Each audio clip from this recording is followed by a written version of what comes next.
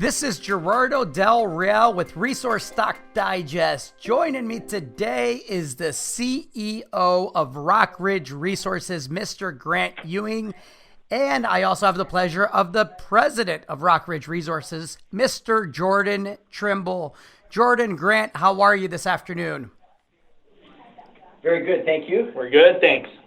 Thanks for coming on. Thanks for taking time. You just announced the first pass 43101 resource estimate for the Knife Lake project. A couple of points that I want you to touch on really quick. And I'm going to start with you, Jordan. You have a very near surface, very good grade resource that nobody seems to care about right now. And the very interesting part to me is that this deposit actually is believed to be a remobilized portion of what should be a larger primary VMS deposit. So I want to talk copper at the end. I want to remind people of your valuation and the opportunity. But before we get to that, congrats on the estimate. Can you talk a bit about the details? Yeah, absolutely. No, it's a key milestone for the company, one that we've been working towards since acquiring the project. Just to recap the numbers, we've reported an NI 43-101 resource with an indicated resource of 3.8 million tons at just over 1% copper equivalent, mostly copper in that, and then an inferred resource in addition to that of 7.9 million tons at 0.67% copper equivalent. So a great anchor to the property, if you will. It's a big project, over 85,000 hectares. There's just this one known deposit that was found decades ago. We talked about the history of this project with a lot of previous exploration back in between 1970 and 2001, but not a lot of work that had been done in the last 20 years, which was an exciting aspect to us. Having just this one deposit and knowing that it's a remobilized VMS deposit near surface also excites us because it's presumably come from a primary source, and that's what we're going to be looking for going forward. Having drill results like we had earlier this year, which helped confirm the historic resource and some infill drilling. You look at one of the better holes that we had there where we drilled 13 meters of just over 5% copper equivalent near surface. That just illustrates the discovery potential elsewhere on the project as well. And you come out with those kinds of numbers consistently and you find new deposits,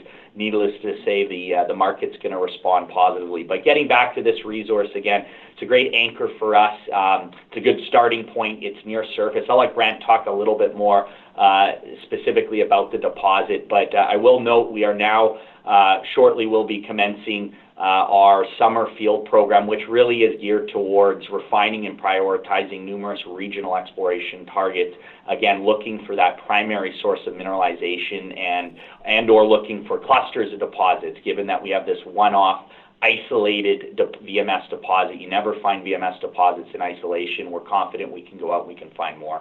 Grant, let's talk details. You have 3.8 million tons at 1.02% copper equivalent in the indicated category. You also have an additional 7.9 million tons at 0.67% copper equivalent. Jordan, you pointed out the fact that this is a near-surface VMS deposit. Thoughts there, Grant, on opportunities to upgrade the inferred resource? Is that going to be a focus of the next work program, or are we going to get right to swinging for that home run and finding that larger primary VMS deposit that many believe exists? Yeah, so part of the process going forward will be to get to upgrading that inferred piece of the resource. But I think our first real push at this project is looking for deposit extension, because there's great potential right at the Knife deposit area itself for resource expansion, so building more resource. And then I think we'll really focus regionally where we've got a lot of high priority targets outlined. As Jordan mentioned, we'll get out in the field. We've mobilized our crews now, so we'll be in the field very soon. And we'll prioritize and refine a lot of these targets. Great potential, we think, to find other deposits, whether they're related to this VMS or they're different new ones. And that will really give us, the base then to really look at a potential scenario where we could look at a mining operation in the future here. I want to highlight the geologic setting because the Knife Lake District, of course, the analog is the world-class Flin Flon metals belt, right? That exists to the south. I don't think it's a coincidence that Rockcliffe Metals, and again, not to be confused with Rockridge Resources, but Rockcliffe Metals has an upcoming 100,000 meter drill program, and Hud Bay is nearby as well. So this region obviously is very, very prospective. Whether you're a major, a mid-tier, or a junior, companies are not drilling 100,000 meters if they don't believe there are multiple prizes to be found. Can you just comment and provide some context on the geologic setting of the Knife Lake District and why it's so exciting for discoveries? Yeah, certainly. Just a little bit on Rockcliffe. They've got several smallish VMS deposits, quite high grade. With Knife Lake, we also have a nice high grade center core to this deposit that's very near surface. So that would make a great starter open pit for a future mining operation. This Flin Flon Snow Lake District is large, certainly world class, as you've noted. Continuous mining operations have been conducted in this region over the last 90 years, and new discoveries are being made even today. So we've got the Knife Lake project. It's situated in the northwest section of this large region, and the one lone discovery, and as these deposits normally occur in clusters or groups, we think the potential is real strong regionally to find more VMS deposits.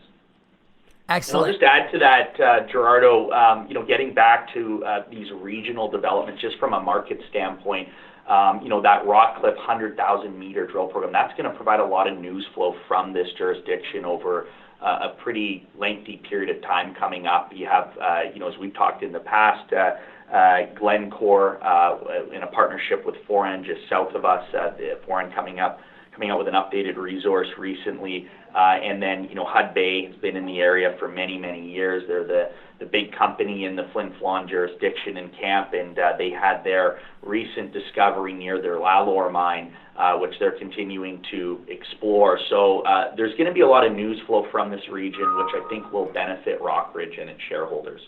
Gold is pushing 1522 in the U.S. as I speak. I think a lot of people forget you have a gold project tucked in there in the portfolio. Can we talk about that a bit? Yeah, absolutely. It's a good point to bring up because I think it does get lost a little bit given our flagship is Knife Lake. But we listed this company with a gold asset just southwest of Timmins. There's been historical drilling and work on the project. The last programs carried out about 10 years ago. So again, this fits in this overarching theme and strategy we have of going into good jurisdictions like Saskatchewan, like Ontario in Canada, going into brownfields jurisdictions where there's been a fair bit of historical exploration using older techniques and methodologies, and then going in and looking at these projects through a new lens with some new techniques and methods, and hopefully making new discoveries. And so the Rainy Gold Project, which again is in Rockridge's portfolio, is a great little gold asset to have. And we look at some of the historical numbers from that project.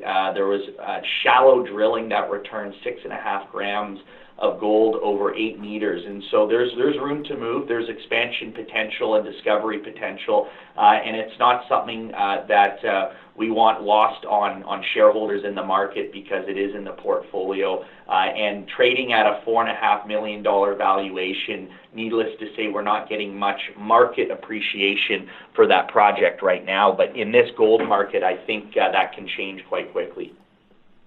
Well said. Grant, anything to add to that? Yeah, just to add on the Rainy project, that project fits well with our corporate strategy.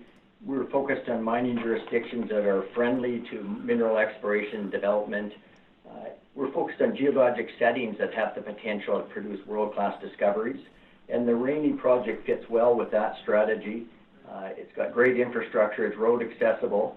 There's gold-bearing structures that have been defined that produced high grade from the historic drilling. So it's a great project to follow up on and look for additional discovery, especially with this gold market heating up as it is. Let's talk copper a bit. We have a situation very similar to the uranium space where we all know that in the mid to long term, the fundamentals are extremely bullish.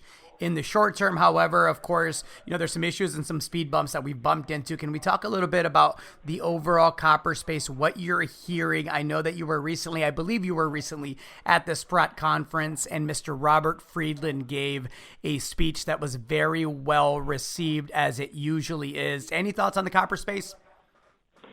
We were there. I was there. I watched the speech, and needless to say, it's always informative and entertaining. And a big focus of that was the copper market. And we are of the same belief that copper over the next little while, I think, is going to be one of the better performing metals. You look at the growth in, what I like to call millennial trends in electric vehicles, renewable energy, power generation, and energy storage. I mean, just look at solar and wind. Electricity generation uses 5 times more copper, and then electric vehicles, you got about 3.5 to 4 times more copper versus internal combustion engine vehicles. So there is this macro and strong trend right now towards electrification globally, and copper, as we've talked about, is the common denominator. Now, we do have some interim speed bumps with the trade wars, but I think that to a certain extent is priced into the market. I mean, we've seen the copper price drift a little lower here over the last little while, and we've seen obviously that result in lower share prices as well. So I think there's a good entry point here. I think that over the next few years, we're going to see the price of the metal increase as demand continues to grow, and as we see, one of the things we've talked about is the supply side, and we know there's a lot of copper mines that are shutting down over the next 15 years, and there really hasn't been any significant major discovery in good jurisdictions over the last 10, 12 years. So that's one of the reasons, we went out and we acquired Knife Lake. We know that this is a prolific VMS camp, and in our case, it's predominantly copper in the VMS deposit, and we think we can find more copper and more deposits on our ground. Perfect. Well, gentlemen, listen, I want to thank you for your time. Grant, anything else that you'd like to add to that? I know your background is pretty extensive. Yeah, just a little bit more on the copper market. I think it's pretty hard to argue with the looming supply gap that ourselves plus many others are predicting over the coming years. We've got aging mines around the world. New discoveries, of course, for any metal become more challenging as time passes, as a lot of the low-hanging fruit has been picked. So we see a great medium-term outlook for copper, and we're happy to have our core project, as that being the commodity of focus with our core project. Well, I'm looking forward to having each of you back on to talk about the work program as that develops. Have a great rest of the summer in the meantime, and I'm sure we'll be chatting soon. Thanks again, guys. Thanks a lot. Thank you.